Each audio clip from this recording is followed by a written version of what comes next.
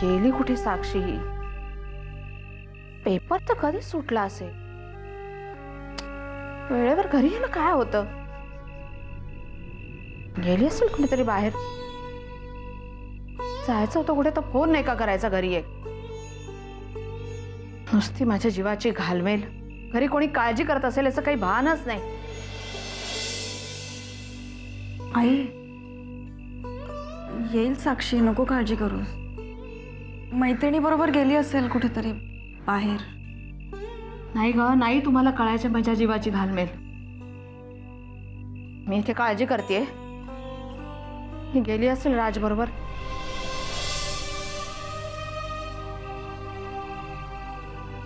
येईल ना ती घरी परत. आई अगं असं काय बोलतेस? आपली साक्षी अशी पळून जाणाऱ्यातली आहे का? आणि तू समजतेस ना तसं राजही तसा नाही आई. हे तूच ठरवणार. बरोबर आहे. तुमचे निर्णय आता तुम्ही घ्यायला लागलात. आईचं काय काम आहे त्यात? आई अगं असं तिरकस का बोलतेस? तुम्ही कसंही वागलात तरी ते चालतं. आणि मी नुसतं बोलले तरी ते तिरकस. आई मला मान्य आहे की मी आणि साक्षीने चूक केली. तुला सगळं सांगायला हवं होतं, पण म्हणून तू स्वतःला नको त्रास करून घेऊस. आई तू बस इकडे. ये बस.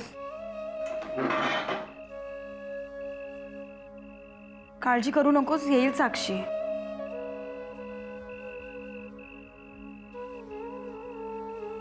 पण साक्षी गेली तरी कुठे?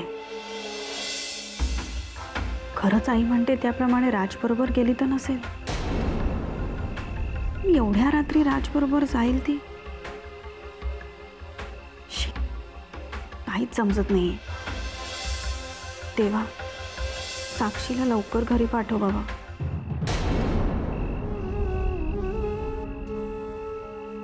मी आलेच.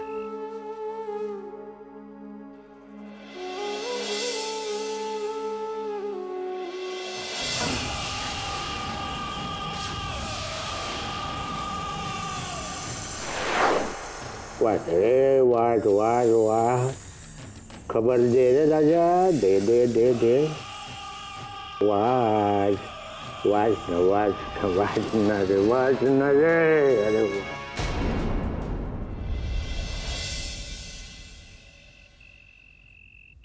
साक्षी, देव, अगं तू कुठे गेली तीस एवढ्या रात्री बाहेर? काही वेळेचं काही भान आहे की नाही? साक्षीचाही काही पत्ता नाही अजून. तू गेली होतीस कुठे पण? अगं आई गोदा काकूकडे गेले होते. राज आलाय की नाही बघायला. मग आहे का तो घरात? नाही, तोही घरात नाहीये आणि गोदा काकूच्या दारालाही कुलूप आहे. अरे देवा, साक्षी खरंच गेली वाटतं राज बरोबर बाहेर. तुझ्याकडे राजचा फोन नंबर असेल ना? आपण माझ्याकडे नाहीये राजचा फोन नंबर. साक्षी पण ना कुठे गेली काय माहित. अगं मग गोदा काकूंकडनं घेऊन यायचा ना राजचा नंबर. अगं आई आत्ताच मी म्हणाले ना गोदा काकूच्या दाराला कुलूप होतं. अरे देवा, काय करू आता? मी ना दाराला सांडशी लावून ठेवते. अगं हे काय नवीन? नवीन नगे बाई, हे जुनंच आहे. बाहेर गेलेला माणूस लवकर घरी यावा म्हणून आलेच मी.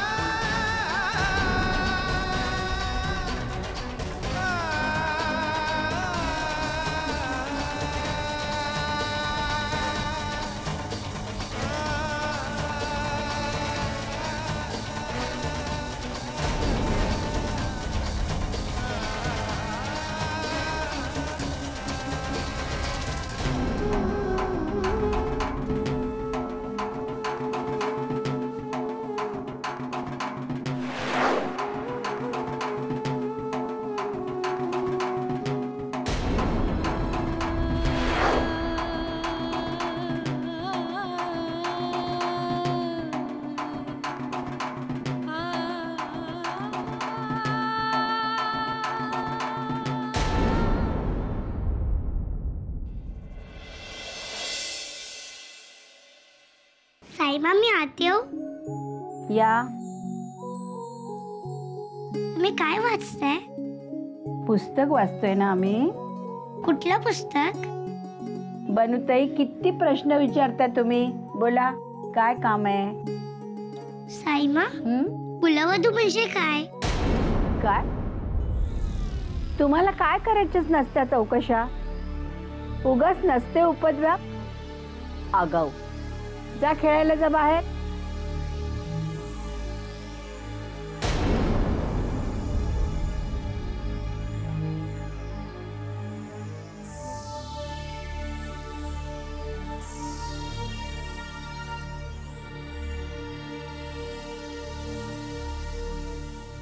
साईमा, आपल्या विक्रम दादाची ती मैत्रीण आहे ना देवयानी, ती घरी आलेली. कोणाच्या घरी? कोणाच्या म्हणजे? आपल्या घरी.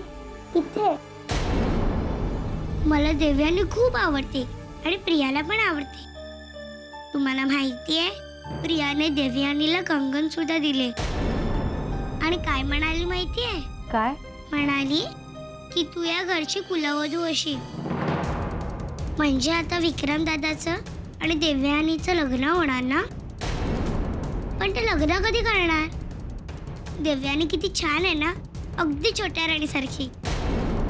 तुम्हाला माहिती आहे, आधी विक्रम दादाने तिच्याशी कट्टी घेतलेली, आता पट्टी आहे. आमच्या अपरोक्ष काय चाललंय हे सगळं? विक्रमादित्यांना आम्ही समज देऊच, पण प्रियदर्शनीनंही वेळी चावर घालायला हवं. त्यांची ही मजल.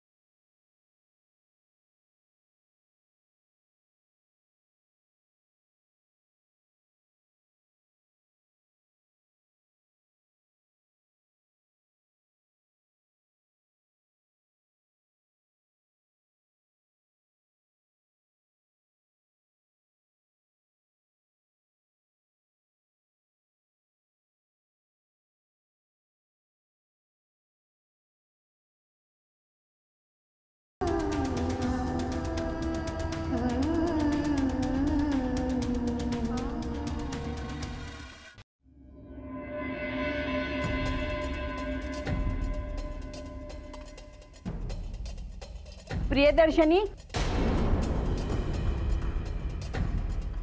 जी,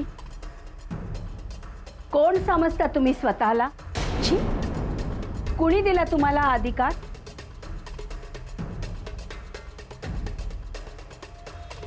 कशाबद्दल बोलताय तुम्ही साईमा? राजघराण्याची कुलवधू निवडण्याची हिम्मतच कशी केली तुम्ही? कुठल्या अधिकाराने घेतलात हा निर्णय? कुणाला विचारून? कोण कुठली ती फडतूस मुलगी आणि ती राजशिर्केंची सून होणार? लायकी तरी आहे का तिची? आणि त्या सामान्य मुलीला तुम्ही राजघराण्याचे कंगन दिलेत. ते कंगन किती महत्वाचे होते हे तुम्हालाही माहिती आहे प्रियदर्शनी, आणि तरी तुम्ही तिला ते सोपवलेत. देवयानी असेल सामान्य घरातली, पण ती सुसंस्कृत आहे, सुशिक्षित आहे. आणि आमच्या लेखी सगळ्यात महत्त्वाचं म्हणजे विक्रम भाऊजींना ती पसंत आहे. त्या दोघांचं प्रेम आहे एकमेकांवर. देवयानी विक्रम भाऊजींना अतिशय सुखी ठेवेल. कुठल्याही आईने हाच विचार केला असता आणि आपल्या मुलांच्या सुखात सुख शोधलं असतं. बरोबर बोलतोय ना आम्ही साईमा? आम्हाला विश्वास वाटला की तुम्ही सुद्धा हाच निर्णय घेतला असतात विक्रम भाऊजींच्या सुखासाठी. फक्त एवढाच विचार करून आम्ही त्यांच्या निर्णयाला पाठिंबा दिला. आणि आम्हाला नाही वाटत साईमा की यात आमचं काही चुकलं. कोण चूक आणि कोण बरोबर हे तुम्ही नाही, आम्ही ठरवणार. या घरात येणारी सून ही आमच्याच पसंतीची असणार आहे. या बाबतीत आम्ही विक्रमादित्यांचं सुद्धा काही ऐकणार नाही. तेव्हा तुम्ही काही सांगायचं तर प्रश्नच उद्भवत नाही. तर यापुढे असला शहाणपणा करू नका. या घरात जी गोष्ट घडेल ना ती आमच्याच पसंतीनं, आणि ही काळ्या दगडावरची रेघ आहे. पण साईमा, मुख्यतः तुमचं तरी काय स्थान आहे हो या घरात? तुमचा स्वतःचाच भरवसा नाही आणि तुम्ही दुसऱ्यांचे निर्णय घ्यायला निघालात. तुम्ही आज या घरात आहात, पण उद्याचं काय ते सांगू शकाल? नाही ना? मग आमचं एक ऐका. तुम्ही तर सोडाच, पण विक्रमादित्य सुद्धा आम्हाला या निर्णयापासून परावृत्त करू शकणार नाहीत. कळलं?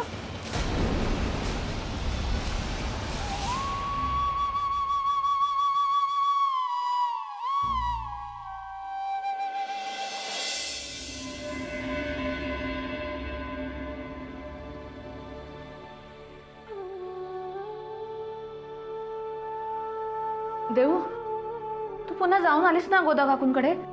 मग अजून बंदच आहे दार? हो आई, कोणीच आलं नाहीये. काही कळण्याचाही मार्ग नाही. आणि केवढ्या रात्री आता कुठे शोधायचं हिला?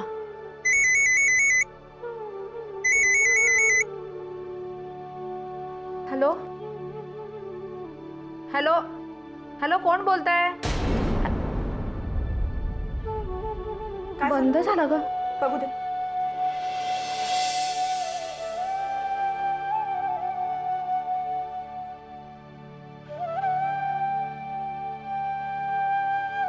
हॅलो, कोण बोलताय? अहो, तुम्ही फोन करून कट केलात ना. कोण बोलताय तुम्ही? चुकून कसे फोन लागतात हो तुमचे? अगं, रॉंग नंबर होता.